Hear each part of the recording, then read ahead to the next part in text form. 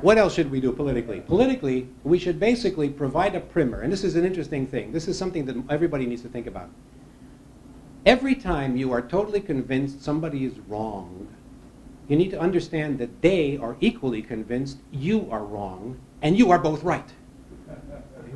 It's not possible to persuade some people. There's an ancient Chinese proverb that says, man persuaded against his will remains unconvinced. Right? Sometimes you just have to accept the fact, I will never accept or understand your fundamental position. I'm willing to work with you. I'm willing to work with you, but just to do what we need to do. And then we go back to disagree. Very fundamental concept in America. Also, we need to think about the idea of the word of entitlement. You know, the original idea about entitlement basically was you are entitled to try, entitled to have a possibility, entitled to have a chance. That's as far as it goes. That's as far as the contract ever went. Okay? And then I believe this is the final one. Revisit the original idea behind religious freedom. You know, it's interesting. The separation of church and state was intended historically to make it impossible for any one religion to use the state to beat up the other religions. That was the only reason it was created. Okay? Not because nobody believed in God. That was the problem. Everybody believed in God. Everybody had a different way of believing in God. And in England, the church had become, well, actually, the church was, in effect, the state, because Henry created it in order to be able to get a divorce. Okay? So remember, forget that sometimes. Okay? That's what that was all about. So the goal of separation of church and state was to actually encourage diversity, encourage expression, not to prohibit it, not to keep people from doing what they want publicly, but to encourage them in everybody to do that. We need to think about that again. That's basic. And the other thing we need to do is to stop apologizing for being Americans. You know what? We're no worse than other people. We're not better than other people. But why do we spend so much time and energy saying, I'm sorry, I'm American? You know, we don't. We don't need to do that. It's okay. You don't have to lord it over people, but at least get out there and say, I'm American, that I'm kind of a special, different kind of person, and live with that. Okay? And then there's also remind ourselves that we are not supposed to trust government. I may have said this 3 or 4 times, and I'll probably continue to say this. I think this is one of the most important. We are not supposed to trust government. That's when things go wrong, when you trust in other people to know better on your behalf. You are supposed to look out for yourself. You are supposed to open your mouth and say, I don't agree with that. And if you don't agree, you don't need to go along.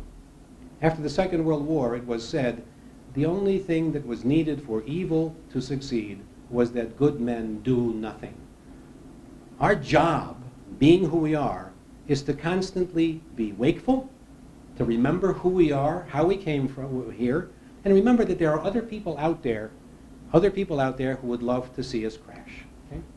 So, what else? I'm sorry, one more. Never ask the question, what has become of our country?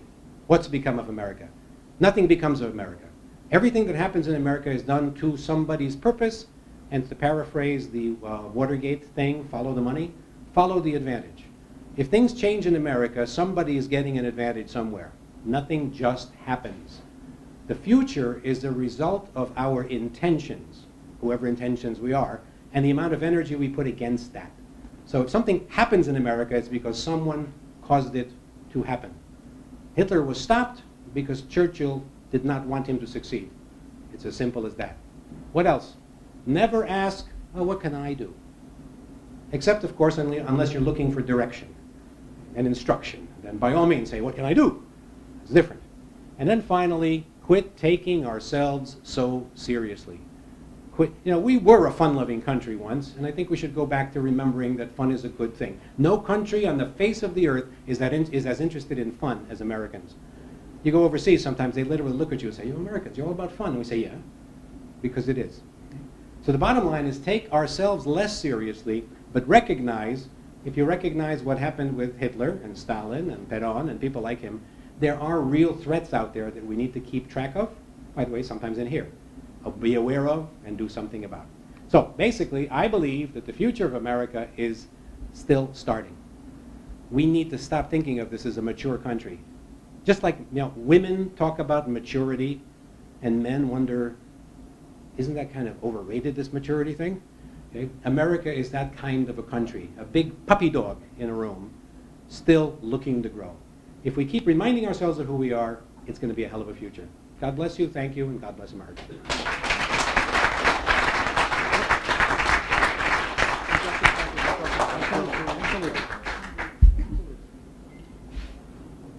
after a speech like that, it seems that there should be a few questions in the audience. Do we have any? I know it's a little bit on the late side. It's about 5 till, but John? I knew Gavin would have a question.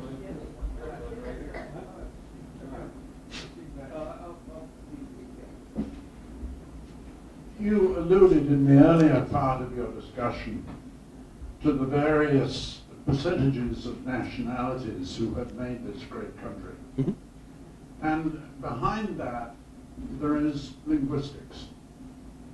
Do you see that as a barrier that is disappearing? Or do you see, because of the efforts to retain linguistics and culture, as something that interferes with achieving some of these goals, which are very good and very realistic? That's a very complicated question, but it goes kind of like this. First and foremost, when I came to this country, the first things my parents said is no, English, English, English. So there was something that kind of drew us together. The world has changed. I believe that an interesting phenomenon is taking place. The first one is that what we are seeing more and more is going to be reverse hyphenation. Not a Polish American, but an American Pole. Somebody who retains their national heritage in a very real sense, and perhaps their language to some degree, and is still at least as American as anybody else. And the reason for that, basically, is that more and more of our immigrants are pre-Americanized. They are American. They were back in Europe, wherever they come from, South America, wherever, Asia. They felt American. They are aware of America. They live through the media. They can be in America, basically. So it's not as big a shift as it once was. Would I love for America to become an English country? Sure. It would be a nice thing. But, we have room for that. We have room for both. I do object to all of the numbers you have to press on the phone sometimes, Press 1 for English, 2 for Spanish, 6 to press your pants. I mean, whatever it might be. Too many presses. But the linguistics are something we just can't continue to maintain unequivocally. Yet what's interesting is you go anywhere in the world today, and you start speaking their language. Like I go to France, I start speaking French, they immediately turn to English because they want to practice American. So it's an interesting shift. Global consumerization is going to be the language of the future, which will supplant the linguistic model. Yes? Hi. As Rotary and Rotarians, both locally and internationally, what role do you think that Rotary could play in what you mentioned as far as we wear many hats as Americans and International Rotary and moving forward? I think the greatest value of Rotary is kind of reminding everybody of, first of all, what's common. Like I said, America is a nation of disenfranchised, diligent optimists because here's what happened. Large blocks of disenfranchised, diligent optimists from England came and settled here. Then large blocks of disenfranchised, diligent Frenchmen came and settled here. Poles, etc. So you have a huge concentration of disenfranchised, diligent optimists. But there are still that kind of person back in the other countries. And if we can remind ourselves, like I said, coming to America for me and for a lot of other people is like coming home. There are some that we left behind with good reason. Some we're glad to be rid of. But there are others who think the same way, feel the same way. And if we can show them that that connection is exactly the basis for conversation, knowing each other, and most importantly, that we don't have to agree. We don't have to agree. We have to work together. It's not the same thing. I can't convince you, you can't convince me. I think Rotary can do that. Recognize the differences, focus on the commonality. John, was very, very enjoyable. As you know, we've known each other over 25 years, and I've attended some of your thought leadership seminars and classes at the Yale Club and wherever you've had them. I think with this book and your presentation, you've caught certainly my attention, and I think a lot of other people in this room. When will the book be available for sale? The book is written.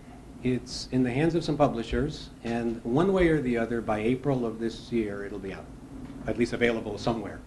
Great. Congratulations. Good luck. Thank you.